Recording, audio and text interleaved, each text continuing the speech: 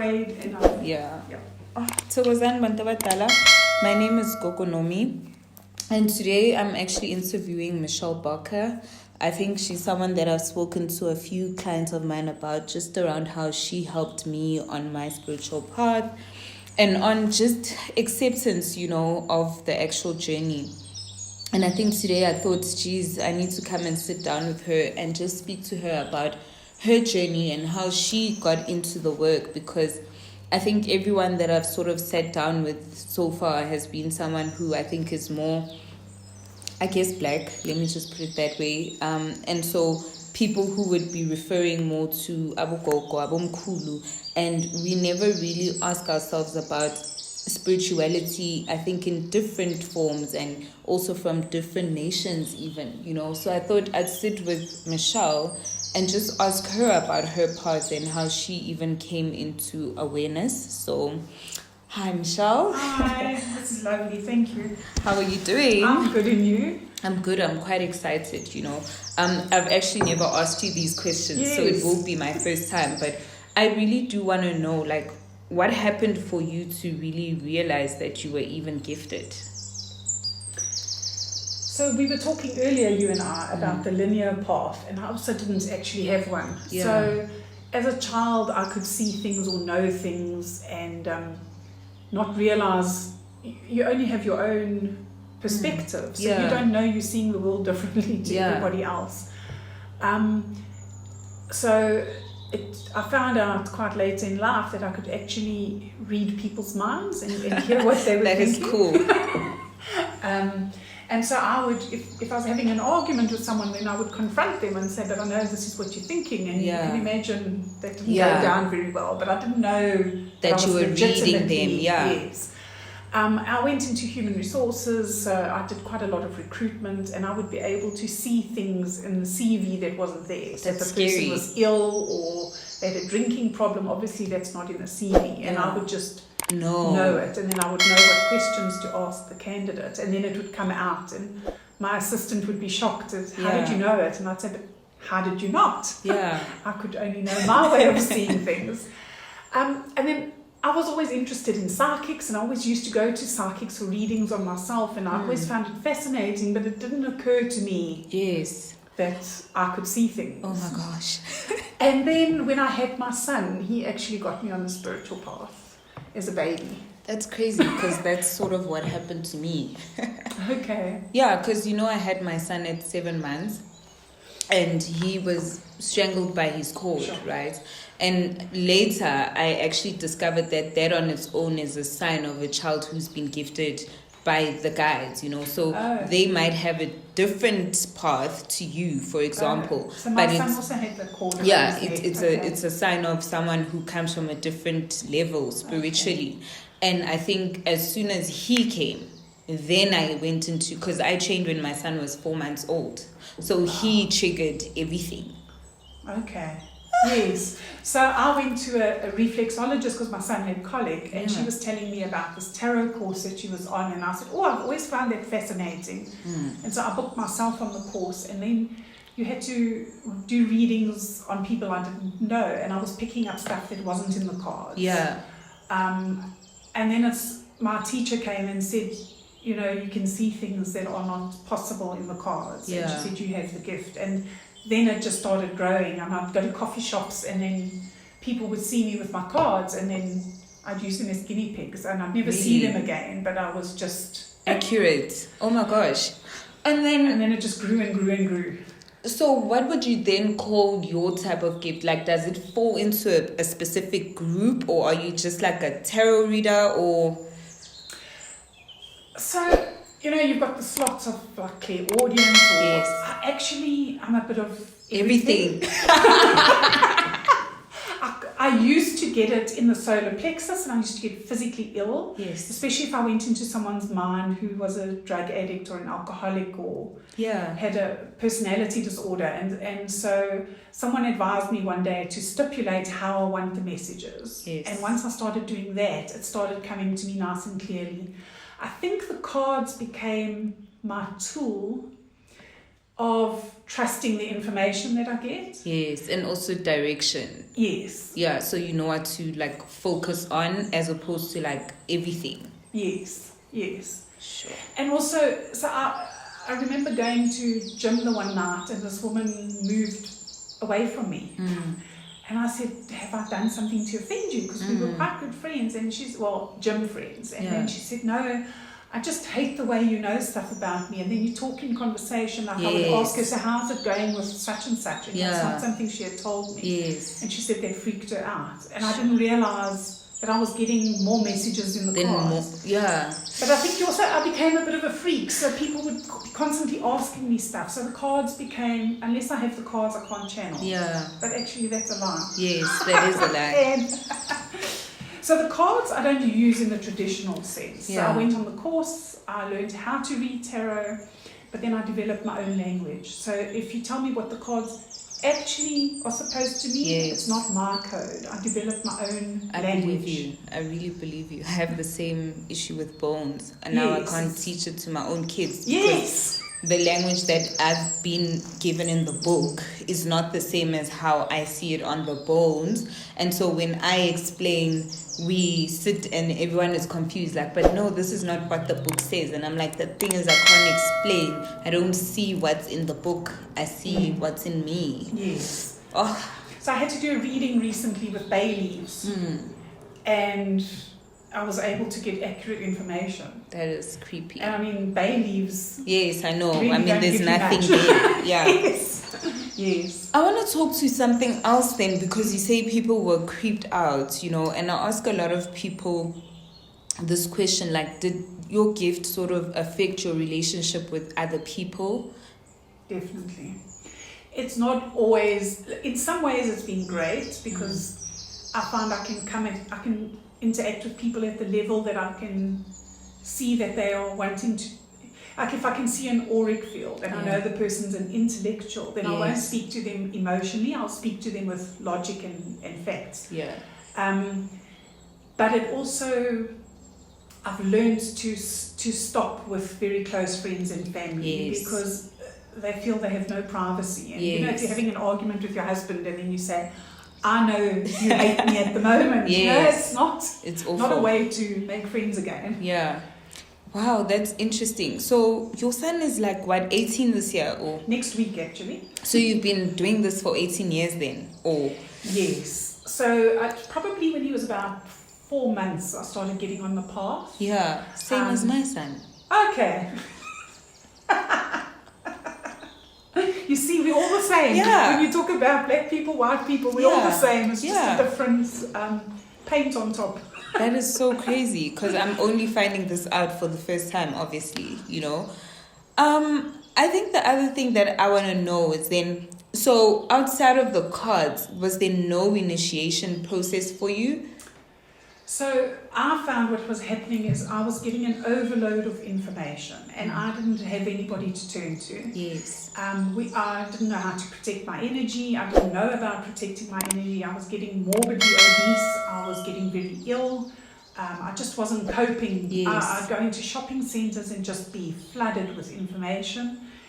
And then I think I'm also psychically nosy, so then people would also come up and start talking to me, just random strangers. Yeah. And it just became overwhelming. And so I went on a shamanic path from Peru and did some initiations there, but I don't really, it's helped me work with earth, water, and fire from a cleansing and a protection and a healing point of view. Yes. But in terms of my gifts, it hasn't changed them. Yeah. I can add extra ceremonies to the work that I do, but my core...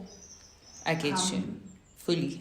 Okay. Yeah, because I mean, you know that I also went on the prophetic journey, you know, and that's how I see it. I see it more as like, it's not going to take away from the fact that I'm a traditional healer, but it has given me alternative methods that I can use. If, for example, I see that someone just isn't supposed to be using that method, you know, it's given me an extra divination tool, being the Bible, but it doesn't really change the core of like what I had been doing, Yes. you know. And if I see someone is struggling with something, then I'm like, okay, then let's do yours differently, because then it's easier for you to flow maybe with the different way. Yes. But for me, it's just like, I think I'm sort of tied now to what I've always known, Yes. you know.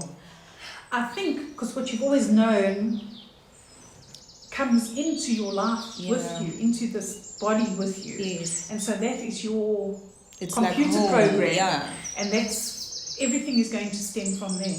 Last year I started studying the Kabbalah, which is actually Jewish, but I'm not Jewish. Yes. I grew up in a Christian background.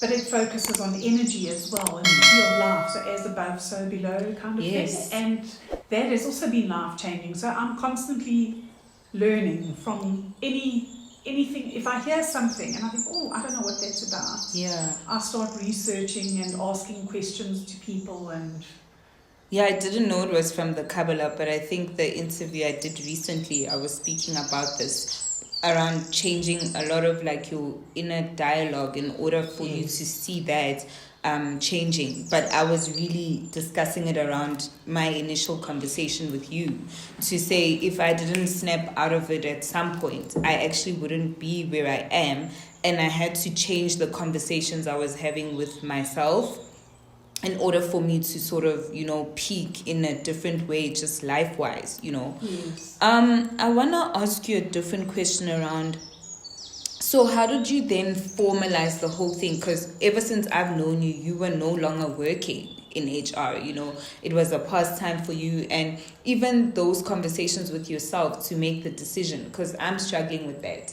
And I think other people do struggle as well with how do I know when it's time to focus on my gift and just leave corporate? Okay, this isn't a nice answer that I'm about to give. A lot of us don't go on this path gracefully. We fight it. I think deep down we know in past lives we've done harm. Yeah. And also we get mocked and scorned upon in this lifetime as being weird and witches and all the negative connotations. Yeah. So I was actually investigating an assault case at a client and in human resources, and I had 3 men pin me in a corner, and I don't know how I came out of that day intact, because I really thought I was going to be assaulted. Yeah. And I thought I was doing this work as a sideline, and I thought, you know, I'm always preaching about read the signs, and here I am getting into a dangerous situation because I'm refusing to read the signs. Yes. And I went home that night and I gave my clients notice of 2 months. Yes. And I decided that December I would finish up, and in the January I would grieve and fight with the universe, and then from January I would start doing this full time. And it was quite scary because I'm quite shy, so I can't advertise myself. So I rely on word of mouth. Yes. And I had to trust that the clients would come, and they did. Wow, that's beautiful. I mean, just through you alone, my client base has grown. Yeah, my network is like crazy. Unbelievable, and you've got a stunning network. I think that for me is like the crazy part, in that I obviously also see other healers as my network, you know, so I would want to send people to people that I trust, and to people that I feel like I know for sure that in an area of my life that is tangible, this person has been able to help me, you know. And I think obviously I'm talking about you leaving corporate, but I'm so grateful that you did, because then maybe I think I came on a weekday. I could have never found you on that day when I really needed to have that conversation, you know. I'm also thrilled I gave up corporate. I think I'm on the brink of it, you know. So this is why I always ask people this question, because I just feel like it's not an easy decision to make, you know. And I see other healers doing it, and like sort of you feel like they're thriving, you know, but sometimes you also feel like you don't know if that's going to be your story. Yes. I think it comes back to reading the signs. When it feels right, but then do it when it feels right. I knew months before that I should move on, and I just, In fact, I promised I call them council, so angels, guides, ancestors, God. I promised them 18 months. And when the 18 months were up, I reneged on it. Yeah. And I just carried on in HR. And that's when this whole scenario played out. Shucks. And I was like, well... Yeah, that's a huge alarm bell. Yeah. Yes. They're just calling you out and saying, look, this is the deal. I know he's literally like sort of coming into the conversation with us. And I think, you know what's strange? I think then it means that the guides are here as we're having this conversation. I don't know if everyone in the background can hear the dogs, but it's quite funny how they keep chirping into the conversation as if they're also part of it. I don't know. I think for me, it's interesting because the reason I have these conversations, right, is to also help someone who's sitting at home who knows that they are different, but almost also feel like they don't have options, you know, because there's a path that has been charted for us that we know. And sometimes like the society that we come from doesn't really allow us to go into traditional healing for whatever reason, even maybe just your family being religious, for example, you know. And I want to know from you, how do you then help people like that who I'm gifted, you know, but I don't know how to navigate my gift because my environment is not allowing me to push through? Like, what advice would you give to that person or those people? I would say start it as a hobby. Ask your friends to support you and then ask them to refer. Yeah. I find... I mean, some people can be outright rude. Yes. And I say to them, well, I'm not soliciting business. I'm not standing on the street corner trying to bring them in. Yes. So they find me, and if they don't believe in me or they don't think I'm any good or they think it's rubbish, well, then don't come to me. I'm not begging them. You know, people will say things like, why do you use cards? You can't be very good. And I say, so a doctor mustn't use a scalpel. Yeah. Every industry Everyone has tools. A tool, yes. And it's also because of our fears that we use tools. Yes, because we can see anyway without the tools. Yes, but because we don't trust ourselves and we're worrying about our own egos interfering, we use the tools to make sure that we're not lying to or speaking nonsense to the person. Sure, that's so interesting. But I think the people will find you. And one thing I've loved about the Sangomas, because you've sent quite a few people to me, thank you. I asked a Sangoma one night, why does she come to me? Yes. I mean, this lady's in her 60s. Yeah. She's been a practicing Goma for like 30 years. Yeah. Why would she come to me? And she said to me, because I can trust you not to harm me. Yes. And I thought, it's actually so true, because there's so much jealousy within... You know, we can live next door to each other and have a completely different client base. There are 8 billion people on the planet, and there are not enough light workers. Yes. So each of us could have a huge client base or huge help base without ever stomping on each other's toes or competing. I thought it's sad that we can't trust each other. Yes, in the same work or in the same network. Yeah. I think, I'm trying to get used to it and adjust to it, but I think also for me personally, time has taught me that, actually stick to your Michelle.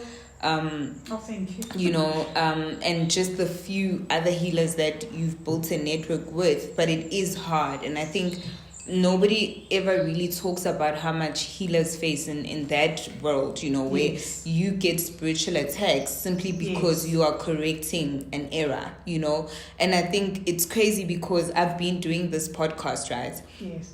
My numbers are not doing well. My numbers are not doing well because I'm doing the clean work. Yes.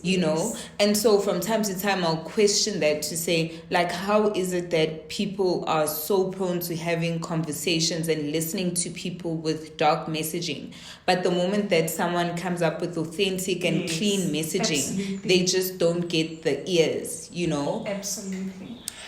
I think I've seen over the years as my spirituality has grown, that my client base, some people have dropped off, others have grown with me, different levels of people come to me, and I've realized that as I grow, so does the the energy that attracts to me. I mean, I had dinner with people the other night, and this man was telling me about this woman that he watches on Instagram and how brilliant she is. And I listened to one of hers, and she had this skimpy gym top on with the boobs sticking out and the blonde hair, you know, the American look. Yes. And she spoke such basic energy. Yes. And I thought, it's purely on looks that she's got all these followers. Yes. And then I thought, okay, but at the end of the day, as long as she's reaching people, does it matter? Those are not really the people I want. So that's not the target. Yes, that's not my audience that I actually want. So the authentics, the people that are meant to find you will. So, okay, this is what I'm hearing as you're speaking. I'm hearing that even as a healer, you shouldn't be very worried about the number of people. It's more around the quality, and that the people that need you will come to you anyway because you have the right message for them. Yes. Yeah. So I'm breaking it down that way so that someone knows that I'm not only saying this in the sense of like what I've just said about my podcast, but just to say, even as healers, you know, you find that people will compete with you because you have a high number of clients, you know. I found actually that I hate seeing a lot of people because the quality of my relationships with my clients has decreased over time. Sometimes people come in and I've been seeing them for years, but I don't even know their name because there's just so many people. I've had that experience recently where I did a reading for someone and I could remember nothing. Yeah. And I thought, this is not what I ever wanted to be. I'm one of those people that will remind you of something that happened in your life that you've forgotten to tell me. Yeah, and I think it's something that maybe you take for granted because someone on the other end who's just starting out is like, oh my gosh, I wish I had that many clients. But I think what they don't realize is that the sacrifice on the other end is that you as the healer, you don't feel like you're giving your patients or your clients the quality that they deserve because there's just so many of them. You're always so tired, and when you look at it at the end of the day, you can't even have, like, in terms of frequency of just seeing them enough times. You don't have that anymore because you've had to add more people to the gap, you know. And also what people don't understand is you actually, if you want to give a quality reading, you actually can't see too many people because your battery gets drained. Yeah. And it's like you're jump-starting everyone else's cars, but your own car's not started itself. And so they don't realize, I actually found a little book years ago on crystal children, and I've never seen it since. It's this tiny little book, and in there it said how all the people with these healing gifts have a shorter lifespan. And it makes sense, you know. Crazy, but I've been saying I want to have another child. I want to have another child. Yes, our little girl that's waiting. Yes. But my deepest fear around that is the period of pregnancy, because I have to continue seeing people in that period, and I get so sick just from the Friday. Can you imagine like 9 months of being sick every other day whilst you're carrying a life? Although what I found actually when I was pregnant with David, and I became more psychic. Yeah. It became obviously psychic. Like I went to a wedding and I said to my husband, that man in that corner is having an affair with that woman. And he's like, what? Where are you getting that? And I said, I don't know. And then a few months later, they hooked up together and they said, oh, we just met. So I'm like, darling, I saw at a wedding. Yeah.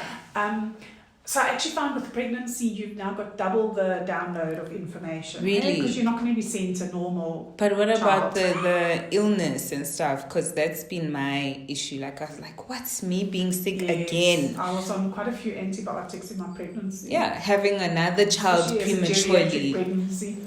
It's so scary. Wow. I've never really thought about them. Like, I think about it from time to time and say it out loud, but I've never really sat down and thought about how that would be affected.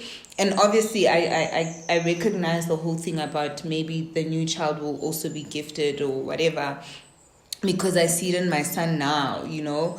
But I'm just always like, whew, I hope they have a softer landing in terms of if they ever had to do the work like we do, because we've had it tough. Yes. I think the planet is or when I say planet, for our planet, I think the creation is trying to get more light workers because we're facing such dark times. Yeah. And I'm hoping our children, I think it's up to us to keep it easier for them. I have seen some children, like years ago when I first started out, I had this little teenager that I used to see. Yeah. And now that she's grown up, I could cry because she's fallen off the path and she's diagnosed with all mental disorders. And a lot of it's extra, she's gifted, but she hasn't channeled it healthy. Yeah. And I think it's up, as parents, with having gifts, we know how to help our children channel it healthy. Yeah. And they can do big work. And do better than us. Absolutely. We are cutting the grass for them. Yeah, just so that it's easier to plug in, hopefully. Yes. Sure. I think the other thing that I want to ask you is like, in terms of relationships, you know, so from being a sangoma especially, it's actually so hard for us to maintain good and solid relationships. Like even the aspect of being allowed to have a relationship with someone is like such a point of contention for us, you know. And I want to know, like, if you've seen this in other healers in similar work, where really people just struggle with the permission to be able to settle down and like meet someone. Absolutely. I don't think it's not just love relationships, it's even friendships. Because I think we're different, we see things differently, we see the truth. And that becomes, and I'd say 9.5 out of 10 people are not living their truth at a higher frequency. And so it's hard to actually meet people that are honest. And a psychic friend advised me that when I go out I need to dumb down. And that sounds snobbish, but it's more to be able to fit into society and to be able to go to a party and still have fun without always downloading seeing who's doing information. what in life and the dark energy that sits in there. I think what we have to do is we've got to co-create with our council to allow us to receive the love that we are entitled to. And then what I do with my husband is I ask his soul's permission and my son's soul's permission to upgrade with me. So when I'm going through growth, I ask them to grow as well. You actually taught me this, and I know it's crazy because we haven't caught up, but I realize or recognize that the reason I have the partner I have today is because of a conversation you had with me when we met, and I was going through issues in a different relationship altogether, because it was like, get someone who will meet you at that level that you are going to grow towards. Don't get the people that will not be able to sort of grow with you in terms of just frequency, in terms of, for me, it's also life as well, altogether. And it's so crazy how, shame, and this doesn't sound bad, I hope, but everyone else has not been able to get to that until this one person. But I recognize that it's because intentionally I did that conversation work over the years, actually, to say to them, actually, this is sort of what I'm looking for, to have conversations with someone where even with the healing work, like now, I don't have to dumb myself down.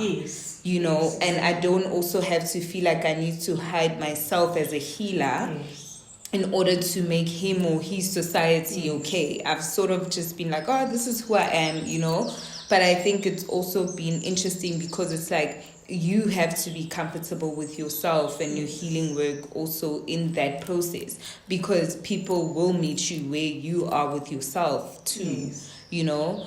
But I still feel that for me, it's like the biggest point of contention, and sometimes, I mean, I'm getting there, but sometimes I look for other ways to explain to people, just like you actually have to do so much work around every single aspect, so you feel like it's coming.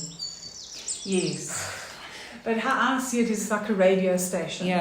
the more investment they have from advertisers, the stronger their frequency becomes. Yes. And it's the same with us. The more we invest in ourselves, the stronger our frequencies become, and then we will attract better. We will attract a higher frequency. Yes. Bandwidth, for want of a better word. Yeah, that is interesting. And it also becomes exciting because when you look back, I mean, I'm on my second husband.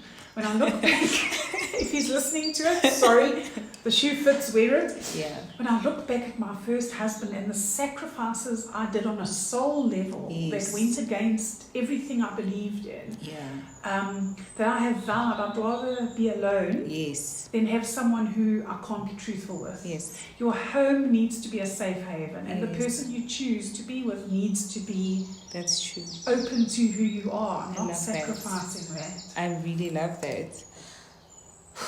Okay, I'm breathing now because I'm like, sure, this is so deep for me. I think the other thing that I then want to ask is like, just over the years, have you felt that you can lean into your gift more or less? Like, getting to a point where you feel like gift is home, for example, more than feeling like running away? Absolutely more. Yeah. I went into this path kicking and screaming, not gracefully, and now I was like, why did I take so long? Yes. It is home. My soul is my home. It is. I mean, I don't look the best I've ever looked. Yes. My life isn't as great on a financial level as it used to be, but I'm happy, I'm in my truth. I feel when I die, I don't have to worry about my soul. Yes. I've done a lot of work. I feel like I'm a nicer person. I use my gifts. Like I needed to have an operation the one day and it was booked for a certain day and I just felt there was something wrong with it. Yeah. Contacted all my psychic friends and they all know you're fine. Mm. And then I would actually turn to God and I sent up a prayer and I said, if this isn't the right day, please do something. And the next day I got a phone call from the receptionist. Wow. Doctor's got a problem with that day, can we move it a week later? And I was like, you see everybody, my gifts are right. And I discovered why I needed it a week later because I was exposed to some heavy energy the week before. And I would have been too vulnerable to undergo anesthetic and cutting at the time. Interesting. So that protection gave me a week of building up my strength before the operation. That's I use beautiful. it for traffic. I don't care what Google Maps says. I listen to my intuition on turning left or right. Yes. And Google must redirect. Sure, that's beautiful. Because sometimes we ignore that and then the next thing you're stuck in traffic and you're like, what is happening? Yes. Sure. I think then I want to know, in terms of mentorship, do you tap into that? Do you have a straight line for that? Or is it like, I mean, I see you as one of my mentors, but is it that we come and see you from time to time? Or are there people that you actually do like train from like start to finish? And I'm not asking this question. Oh, okay. I actually haven't had anybody that I've trained from start to finish. I do run a Develop Your Intuition course, which I need, every time I see you, I tell you I need to run it. But I actually have never trained someone from start to finish, and I'm not sure if I'd be any good at that. Am I allowed to say that? You are, but I think the fact that the question is coming up means that's probably the next chapter for you, and so it's just... I mean, I've learned a lot. I mean, just coming to you from time to time, and I think it would make sense for you to do that, don't you think? Well, this crossed my path a few years ago that the seed was planted that that's what I would need to do. Yeah. And I've always looked at the people who do that and I think, wow, they're at a much higher level than me. What have I got to offer? And so I've always felt a bit intimidated by that. I feel the same. I'm not going to lie. I think, what I did the other day, which is strange for me? I literally wrote down the names of everyone I've trained from start to finish in like a book. And I think I'm either close to 20 or just past 20 or whatever, you know. Stunning. Remember going I on know, this path? awful, you know, and I thought, gee, then you can't be doing any badly, you know, you're Yes. taking every day as it comes, you're mixing up what you've learned from other spaces and trying to offer it to these people, but also you are still on your own authentic path and journey, you know, so you're Yes. learning every day, becoming more of yourself, and it's okay, you know. Maybe you weren't supposed to be perfect at it, you were supposed to be going at it the way you do with the healing work, because Yes. what's the point then of teaching people every day if you know everything, you True. know, because some of them, they come with their own messages or things that they're going to teach That's you, true. you know. I think I've complained to you for years about how I experience a lot of pain, you know. Yes. I have an initiate right now who he's exactly like me, you know, and it's like funny because I'm excited about it, but at the Yes. same time I'm worried about him. I'm like, but I wasn't like this on the first day, you know, but at the same time it's consolation where I'm like, oh, there's more of me out there, Yes. you know, and just seeing how he conquers every day, without complaining all the time, for example, it then makes me feel better. Or he'll go in and then I'll come in and I'll say word for word what he had said, and the other person will look at both of us Yes. like, oh my gosh, but he said exactly the same thing. And I'm like, also they sent me him at a time when obviously I was hating training people.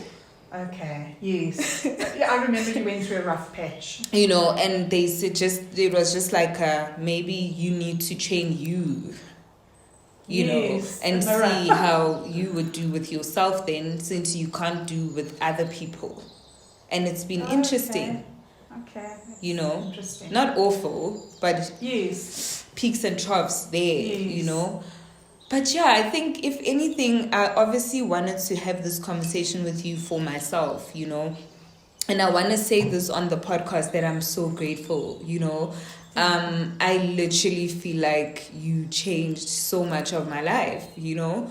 And it's crazy, but I always say this, even to my actual mentor, my Kowela, we never thank people enough when they're still around, you know.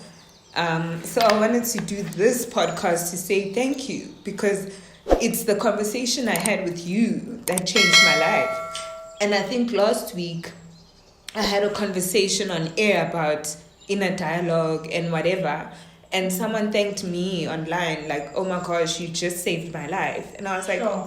and I've never thanked the person maybe in front of other people who saved my life, you know. And I think after that one conversation, everything changed. Like, I don't even know how to explain how much changed, you know. But I think even telling my partner, I was like, oh, I had a conversation with this one lady, and, you know, she did something that day that a lot of people hadn't been able to do, because I'm just so stubborn as well, you know. But I wanted to come here and say thank you, and also to say to other people, like, if you're not coming to me, there's like Michelle's out there, you know, that I think are more honest and show us, you know, how to do the honest work, because we don't have a lot of that out there, you know. Yes. So I don't know why I've been sent today, but I know the message was to say thank you. Well, I want to thank you as well. Besides, I consider you a brilliant friend. Yeah. And you know, we always know when to turn to each other Yes. when we're feeling a bit low. Yeah. But you also messaged me the one day and told me about my biological mother and how there was a message from her. And I had, just the fact I refer to her as biological mother tells you issues with her. Yes. And then when I eventually went in my sleep and I said, okay, give me the downloads, I'm now able to speak to people who have passed on, which wasn't a gift I had before. So thank you. I have an extra gift. And I love it because the messages from people who have passed are always so beautiful, and it gives you perspective on how we sweat the small stuff in life. Yeah. And how it does take a village, and how we do all need to support each other, and how they're rooting for us to succeed. Indeed. And I think, you know and what you've was been a the godsend. craziest thing? The craziest thing was like, I was like, there's only one person I know who would have this many dogs and is English and like, oh my gosh. Because she didn't say, like she did not say who she came to, but you were the only person and I knew immediately who to go to about this message. And I was like, I hope she doesn't find me creepy. I go to her for consultations. Now I'm sending her these messages. But I think I also loved that because it also showed me how when you're an honest person, a person's ancestors recognize that about you too. And then I trust you equally. Yes, and so they will then go and give messages sometimes when they see that that person isn't receptive, you know. And I thought, geez, this is so beautiful because at that time, I knew that you'd done something for me. And when that happened, I was like, oh, they trust me too. Oh, this is so sweet. And I very seldom go to people for help. Yeah. So yes, it shows how my crowd and me personally trust you. Oh, thank you. Because I think I've only got you and one other person on the planet to ever contact me and say, you're in my dreams. Yeah. I've got a message for you. It's so crazy. And I think also for me, it's like an affirmation of, you know how we think that, like, so for example, we think spirit is a certain way or they speak in a certain language or whatever. Yes. But then I've started to see that as long as you're open, like the messages will come and they'll be so clear and you know exactly who to give the message to, and also the timing is also amazing on everything. You know. But yeah, I'm sorry I got very emotional. I really believe in giving thanks to people, and I also think as healers, you know, I want to tap into this, that nobody ever asks us how we are. Absolutely, it's so true.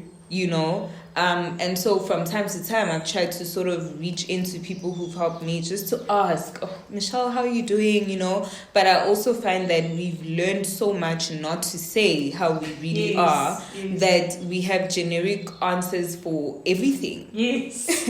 You know, so when I came here this morning, you said, oh my gosh, I tapped into your energy or whatever. But I also thought, geez, that's beautiful that I can walk into your home and be able to say, oh, are you feeling like A, B, C, D, and E, for example?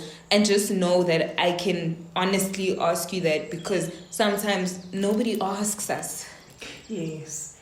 And in fairness, they're coming to us for help. Yes. And so it's like going to your doctor. Yeah. You go there and you don't ever ask your doctor how they're doing. Well, I do now. But they get paid big bucks. Yeah. But yes, I sometimes I have this saying when I'm feeling grumpy about the work I do and I'm fighting with my counsel, and I say, you know, I'll be on my deathbed and someone will say, Michelle, before you die, just look at X, Y, and Z. That's exactly what it is. But yeah, I think for me, the only other question I have is like, to anyone who might be battling on this path, like, besides giving them direction on like what to do, like, is there like a particular message that you would have for them that would just help them hang on? Actually, I've learned this new trick and it works incredibly well. And I've been experimenting on my clients to see how well it works on them. And it's calling on your soul. So you shut your eyes, you take 3 deep breaths, put your hands over your heart and say, I'm calling on my soul. You can say it internally, you don't have to say it out loud. And then just ask your soul for any message. And whatever pops into your head, and it takes under 3 seconds to do this, and you will get the purest of messages. Know that we're part of a network. And, you know, if you've watched the blue avatar, the avatar with the blue people, we're all part of a massive Wi-Fi network, and we are never alone. As much as we feel it, we're never alone. And there's always somebody who understands what you're going through. Sure. But your soul is wise, and call on it. Yeah, beautiful. Yeah, I think for me, I'm happy about the chats we've had today. Is there a way besides your cell phone that people can contact you, Michelle? I do have a Facebook page. It's called Meta Me, as in metaphysical. Yes. So I chose the name before Mark Zuckerberg, I might add. So it's Meta Me on Facebook, but otherwise, yes, on my cell phone. Okay. I'm on. Oh, and I'm on Instagram as well. These Really? days. As who? I didn't know that. I think it's Michelle Barker 108. Okay. I'll look for it and I'll tag it in the video when Thank you. I send out the clip. But oh my gosh, like thank you so WhatsApp much. and Telegram, preferably WhatsApp, they're my favorites. Yeah. And I do online readings, international, everything. You know, we're all part of a network. We don't have to be close by. So maybe I should ask that as well. Just in terms of like the virtual work, how's that been for you? Because I dip in and out, right? So I am a seasonal online person now. Okay. I was deep in it, and then I started feeling a little bit like I want to be able to hug you, man. Yes. You know, and I'm not a hugger, but there's days when I feel like, geez, I feel like I dropped a bomb on someone and I really would have wanted to hug them through it. Yes. How was the virtual working out for you? So I found during the lockdown, most South Africans weren't comfortable with online readings. Yes. But they were forced to eventually when it went on and on. My international clients have always been comfortable with it. Personally, I do prefer the face-to-face because I also like to have a cup of tea with the person and to not just go straight for the jugular, which online, and as you say, sometimes you give heavy messages and you worry about the person and how they're going to cope afterwards. So I do prefer the face-to-face. Yes. But the reality is sometimes people can't, and so it's a matter of us tuning into their energy, and I sometimes find I go deeper when I'm online because I don't have a person staring at me like and making you a freak in the nervous. circus. So the messages come through very quickly. Okay, I want to ask a different question that's coming to me. This is around price because, you know, especially as sangomas, as soon as we charge anything more than 200 Rand, people like call us awful, you know. It's like, oh, you're way too expensive and whatever. And I know every single time I've come to you, you've actually been the person to say that my rate is too low, you know. And it's funny because last night I actually woke up with a message around what we really charge for. But it was exactly something you've said to me before. So I think I should ask you, why do we charge? And why are the rates maybe higher with spiritual work, for example? Or why should they be? So how I see it is we charge for our time, not for our gifts. Our gifts are not ours. Our gifts are channeled through us. Yes. The unfortunate reality of this planet is we need money. Our children go to have school fees. We need medical aid. We need to feed ourselves. Yeah. It also comes back to the person who's coming to you, investing into their lives, into their future, and that they are worthy of stepping into it. Yes. If someone is really destitute, I will often select who I will gift sessions to, or I will do stuff. If you phone me and I must do healing on someone and it's going to take me 3 seconds, I don't charge for that. Yes. Because if I'm lying in bed, I can do it from my bed. Yes. I won't charge for that. But if I'm doing physical time, then I charge. Yeah. We can't see as many people. Yes. So the people that are charging or are seeing people every hour on the hour, day in and day out, I believe you do start sacrificing the quality of the readings. Yes. And then they need to be questioning, why are they doing the work? Yes. Are they truly helping people? And I think there's a balance between greed and... Yes, I understand. The healing that we do. Yeah. But I know because my insulin gets affected by this work. Yes. My energy levels burn out. I often get, what do they call it? Healer's fatigue. Yeah. You know, we get sick from it. It takes its toll, and we can't. The maximum I see is 2 people a day. Really? I see 8. Sure. After 8, then I feel like I'm dying. I don't know how you do that. I don't know how I do it either.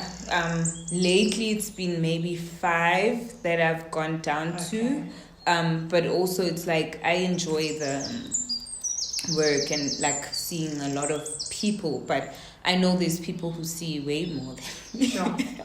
Yes. Yeah. There was someone I used to go to, and she'd be in the middle of dropping a massive bombshell on you of what she's picked up, and she said, but time's up and you get escorted out. Oh my gosh. Whereas my readings are 2 hours long. We go Yes. into your whole life. You shouldn't need to come back to me for a good 6 Wow, months to a yes. year.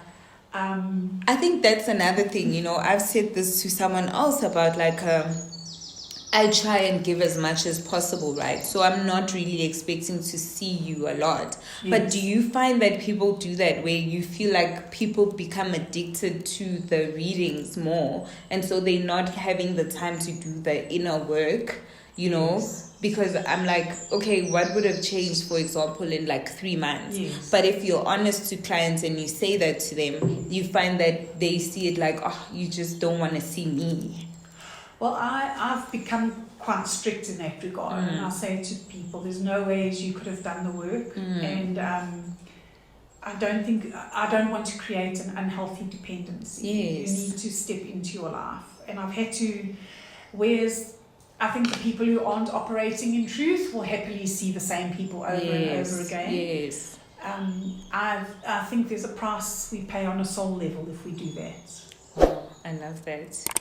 Yeah, I think I'm going to cap our conversation at that, but I think thank you so much. This for me is very, in a few months. yeah, it's very informative as well, because it's like perspective is everything, right? And I'm just trying to get to a point where anyone could listen and find that they resonate with some message from some healer, Yes. but also be able to go to that healer and really feel like, I mean, I understood what I was buying into before I even went to see Michelle, because maybe when I listened to her, my soul heard her, Yes. you know? Or I just don't like her. And Yeah, that's okay. yeah. Yes.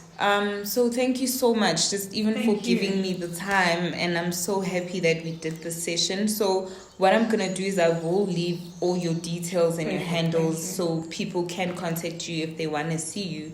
But I'm just so grateful for today's chat. Like, yo, thank you. Thank you. So was that?